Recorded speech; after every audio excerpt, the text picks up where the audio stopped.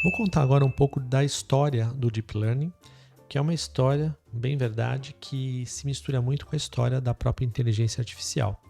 E eu escolhi esse desenho, dentre muitos que existem na internet, porque ele traz aqui primeiro os rostinhos, né, as carinhas das pessoas que participaram, né, dessa história, e também acabou fazendo um paralelo da história com o que a gente chama de algumas fases de ouro e algumas fases negras, ou o que a gente costuma também chamar de AI Winter, ou inverno de IA, onde foi um momento onde o investimento de IA acabou cessando, houve uma certa descrença do que a IA poderia produzir de resultados efetivos. Eu vou falar de alguns tópicos aqui desse desenho, que são os tópicos que a gente vai mais reforçar durante essa trilha, tá? Então, o primeiro deles é a criação, né? O primeiro grande marco é a criação do famoso neurônio artificial de McCulloch e Pitts em 1943.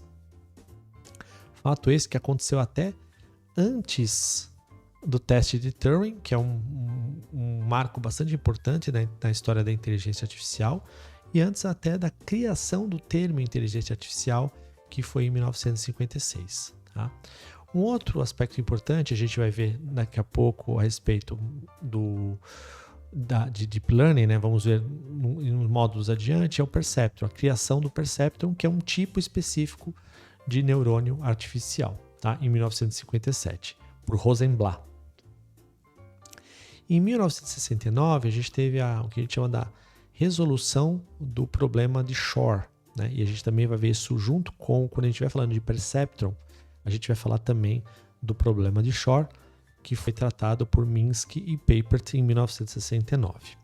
Aí a gente teve um período do que a gente chama de Dark Age, aqui entre 69 e 86, quando surgiu, através de Hammerhart, Hinton, principalmente Hinton, entre outros, o algoritmo de backpropagation, um algoritmo que revolucionou a forma como se trabalhava com redes neurais. Tá? E é um algoritmo bastante relevante até hoje, que deu um boom no que a gente chama hoje de aprendizado profundo. Isso em 1986. Um outro aspecto importante aqui, em 1998, a criação do que a gente chama da LeNet, que foi uma rede convolucional, uma rede que ela é praticamente específica ou predominantemente usada em problemas de visão computacional, criada pelo Yann LeCun, que é esta pessoa aqui, esse personagem aqui. Depois disso a gente teve AlexNet, que também foi uma rede focada em visão computacional em 2012.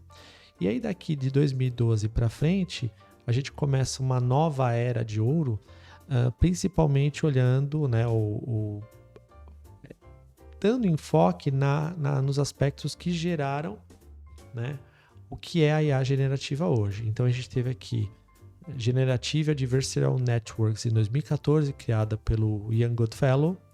2017, Transformer, que é a arquitetura que deu origem ao GPT, né? O Tzinho do GPT é de Transformer, né? Baseado num paper bastante importante, que é o Automation is All You Need do Google, 2017.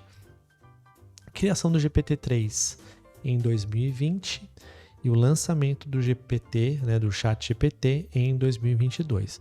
E aí daí em diante a gente tem lançamentos aí constantes que apesar de serem de IA generativa, na verdade eles bebem da fonte do Deep Learning, porque no final do dia o modelo Transformer é um modelo baseado em redes neurais. Tá?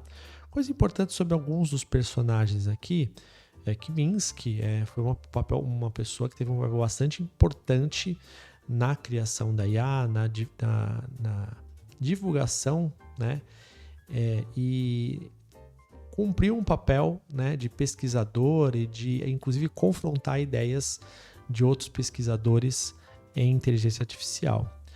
Hinton, né, Geoffrey Hinton, trabalhou no Google, saiu recentemente, inclusive, em meio a uma certa preocupação que ele tinha com a complexidade que os sistemas estavam tendo, a autonomia que os sistemas de IA estavam tendo.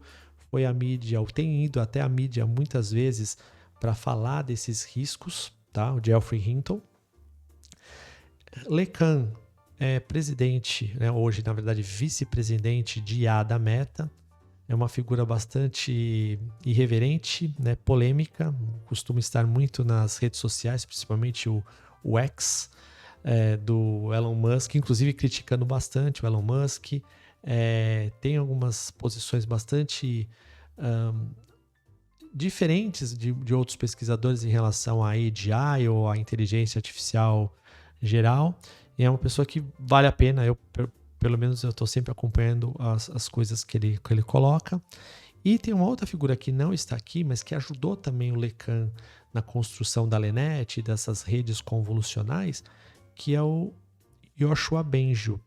Esses 3 personagens, Hinton, Lecan e Bengio, ganharam um prêmio Turing, que é como se fosse um Nobel dado, aqui nesse caso foi dado para eles pelos avanços e pelas contribuições que eles fizeram, né, para a sociedade, para a pesquisa em relação a Deep Learning e aprendizado profundo. Então eles ganharam esse prêmio Turing, os 3, tá? Hinton, Lecan e o Bengio, que não está aqui na foto. Então aqui é uma breve descrição, né, uma breve histórico, né, do Deep Learning, que a gente vai começar ao longo das aulas, ao longo dos módulos que compõem essa trilha, decompor alguns desses tópicos com mais profundidade.